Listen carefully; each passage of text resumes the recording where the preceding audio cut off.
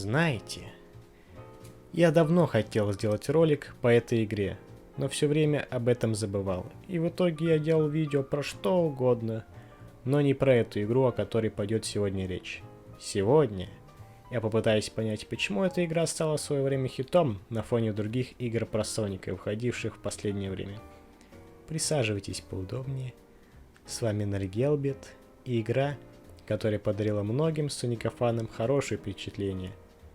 Ну, кроме одного человека. Sonic Mania.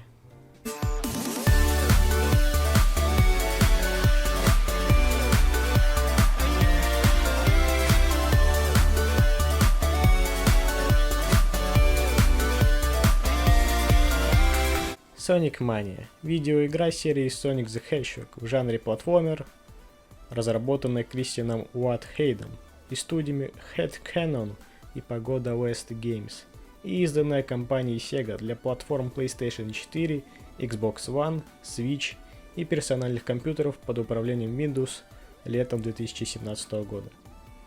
Через год состоялся выпуск расширенного издания игры под названием Sonic Mania Plus. И в эту так называемую расширенную версию добавили абсолютно я. Ладно, на самом деле появились два новых персонажа. Новый режим Anchor Mode, в котором, кстати, особо нового не добавили. Кроме фона, бонусных уровней и между персонажами можно теперь переключаться. Вау! Это же прям как Sonic Heroes. Ну, правда, там это было лучше реализовано, как по мне. Но все равно прикольно.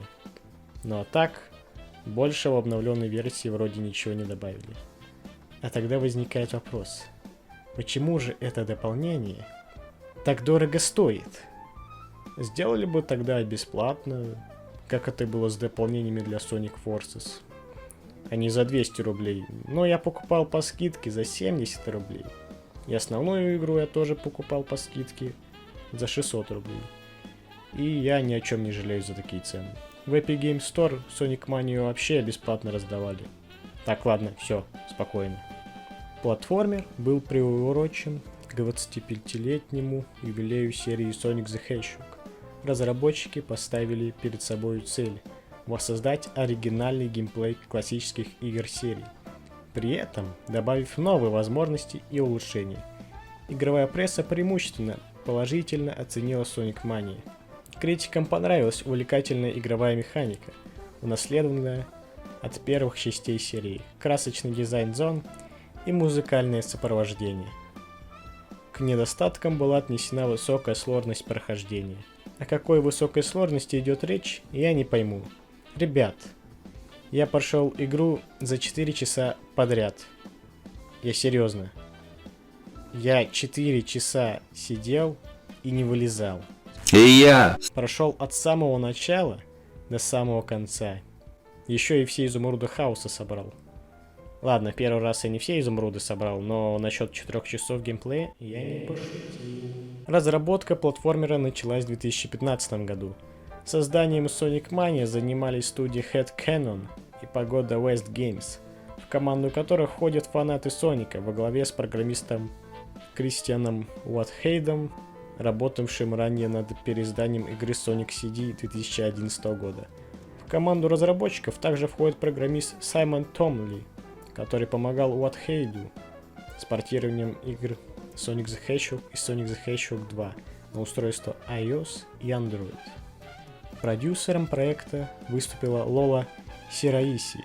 Геймдизайнером и художником являются, соответственно, Яред Кассел и Том Фрай. Над анимированными видеороликами работал Тайсон Гессе, один из художников комиксов Sonic the Hedgehog от компании Archie Comics. Это что получается? Что комиксы теперь канон?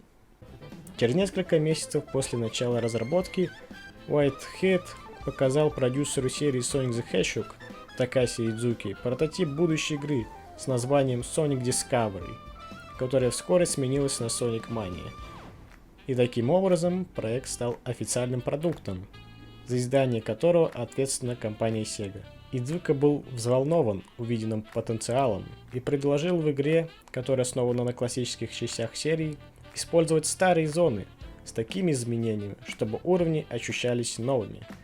Вот только для меня они все равно ощущаются как старые, но об этом потом. Идзука описал Sonic Mania как страсть, родившуюся от любви фанатов к классическим играм серии Sonic the Hedgehog. С этим и не поспоришь. Но я думаю, что пора бы обсудить. Нет, не геймплей.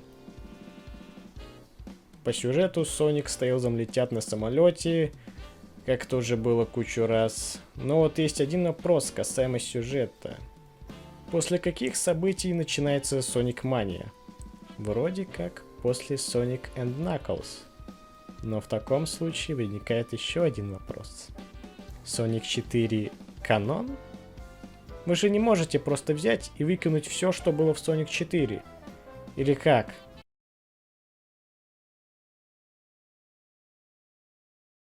Я что, по-вашему, играл в эти игры, чтобы в следующей игре сказали, что всего этого не было? Да и даже если событий из Sonic 4 не было, и все происходило после Sonic and Knuckles, то нафига Sonic с Тейлзом летят обратно на остров Ангелов? Ладно, Knuckles, он там должен оставаться, и приятно, что хотя бы про Knuckles подумали. Но почему Sonic и Tails летят обратно на остров? Или они решили отпраздновать победу над Эгманом вместе с Knuckles'ом? Сега! Вы что там, совсем отупели? Может, Sonic Mania вообще в параллельной вселенной? Потому что все события, которые были в этой игре, не вспоминают в других играх. Да хоть Sonic Force... ну, да. Об этом потом. Да, кстати, что там с Knuckles'ом? Ну теперь понятно. Knuckles же дебил. Ему не дано сидеть около Мастера Изумруда и охранять его. Он вместо этого будет сидеть на солнышке и отдыхать. Гениально. После того, как наши герои встречаются с новыми роботами Эгмана, все вокруг превращается в Гринхилл.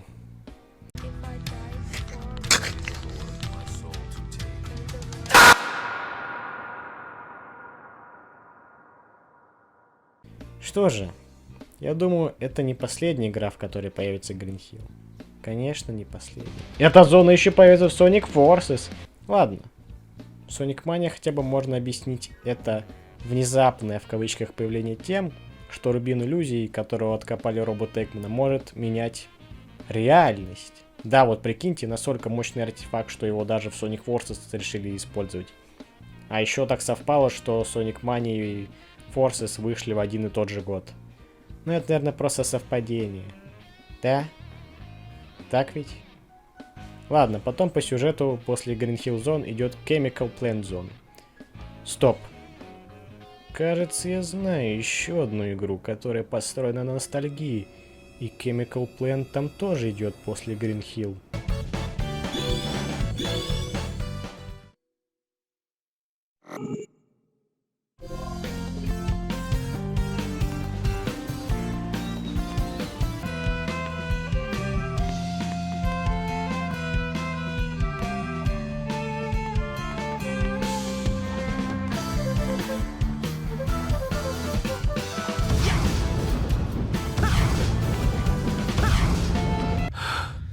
Блять!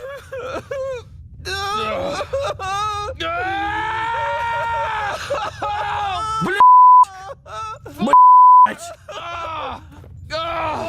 Пиздец, я так больше не могу! Это и правда был полный пи***.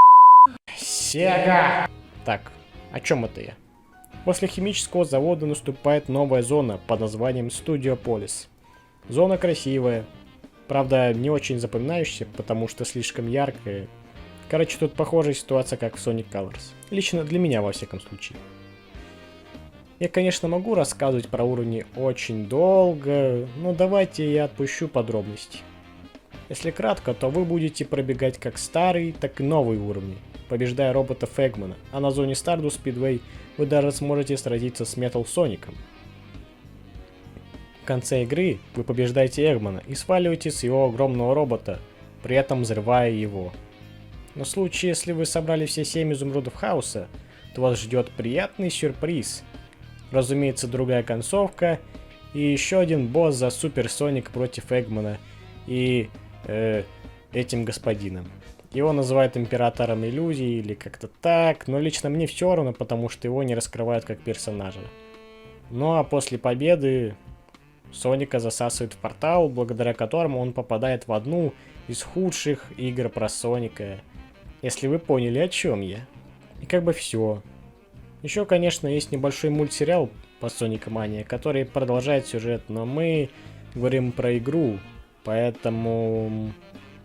В целом, сюжет игры не то чтобы был нужен, поэтому сойдет.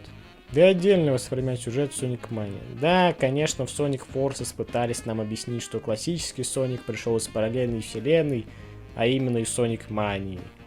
Но как-то слабо это сделали. Интересно, как бы выглядела реклама Sonic Mania, если бы нам хотели показать взаимосвязь между Sonic Forces? В мире, где событий Соника 4 не было. В мире, где про старых персонажей не забыли. В мире, где Соник голубой... Нет, ну серьезно, он был синим. Sonic Mania. Оформите предзаказ уже сейчас. О старые уровни я не буду говорить, потому что это очевидно. Да и, как я и говорил, их слегка переделали, чтобы они ощущались по-новому. Но если вы их уже не первый раз проходите и даже знаете, из каких они игр, то для вас это будут все равно старые уровни. Но я все же хотел обсудить новые зоны. Про Studio Polis я уже говорил, дальше Press Garden. Ну и он как бы на первом акте ощущается как замок, а на втором он превращается в нечто красивое, благодаря зимней атмосфере. Ну и деревья здесь как-никак в тему. Дальше моя самая любимая зона в этой игре. Mirage Salon. Это очень красивый уровень, особенно второй акт. На первом вы просто летаете на самолете Тейлза, а на втором акте вы бегаете по пустыне, притом ярком, будто здесь какой-то карнавал или что-то в этом духе. Ну и музыкальное сопровождение заслуживает отдельного уважения. При прохождении у меня был вопрос, почему же этот новый уровень мне так запомнился и понравился больше всех? А ответ заключался в том, что этот уровень не совсем новый. Дело в том, что эта зона могла появиться еще во втором Сонике, но его решили убрать, а при разработке Sonic Mania его решили воскресить и даже слегка проапгрейдить. Вот такая вот интересная ситуация получилась. Так, про уровни рассказал. А дальше у нас что?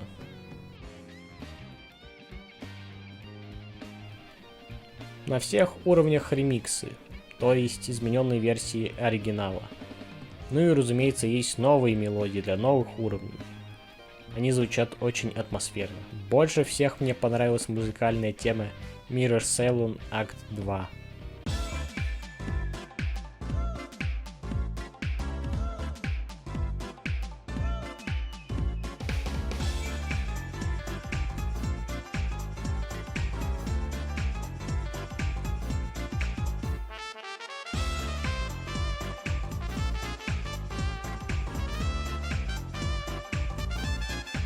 В общем, работа над музыкой была проделана хорошая.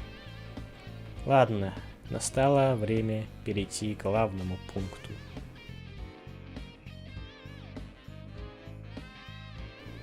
В целом про геймплей сказать особо нечего. Начнем с того, что сам игровой процесс точь-в-точь такой же, как в старых играх, за исключением одного «но». У Соника появилась новая способность под названием Drop Dash. Это почти то же самое, что Spin Dash, только этим можно пользоваться прямо на ходу. То есть вы нажимаете прыжок и сразу же зажимаете еще раз кнопку прыжка. Иногда эта способность помогает забраться на возвышенности. А так ничего сильно нового в этом не вижу. При желании способности Соника можно будет поменять в настройках, если вы их разблокируете. У Тейлза и Наклза все те же способности летать и карабкаться. Ну и у Рэй и Майти есть свои фишки. Рэй белка-летяга. Догадайтесь, что он делает. Майти броненосец, поэтому ему не страшны шипы. А еще он умеет пробивать землю под собой. Из приятных нововведений могу отметить анимации персонажей.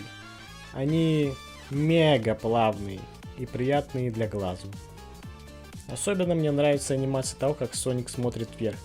А у него прям на лице в этот момент написано Ё-моё, куда я попал? О. Из минусов могу отметить яркость. Слишком ярко, но тут не так уж все плохо, как в Sonic Colors Ultimate.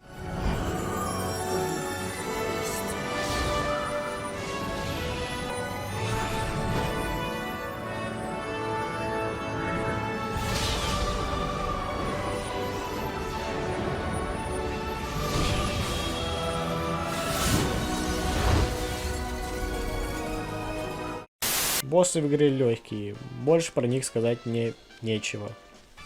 Финальный босс наконец-то не выглядит как очередная копия Doomsday и Sonic Knuckles.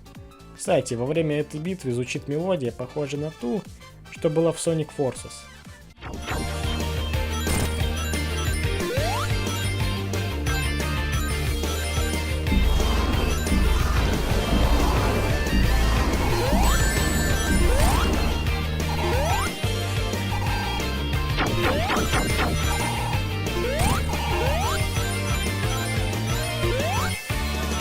Together we can show the world what we can do. You are next to me and I'm next to you. Push me on through until the battle's won. No one's gonna give nothing to us. Into each other we put our trust. Standing united after the fight. Это все, что я хотел сказать. Давайте же перейдем к итогам.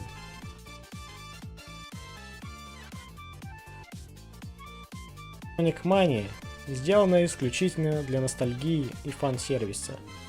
Но новые уровни реально порадовали, но их было слишком мало, а старых уровней, соответственно, наоборот. Если выйдет Sonic Mania 2, то я лишь хочу, чтобы там не было старых уровней. Ну вот такое вот у меня мнение. Всем спасибо за просмотр, ставьте лайки, подписывайтесь на мой канал, нажимайте на колокольчик, чтобы новые видео не пропускать. Всем спасибо и пока.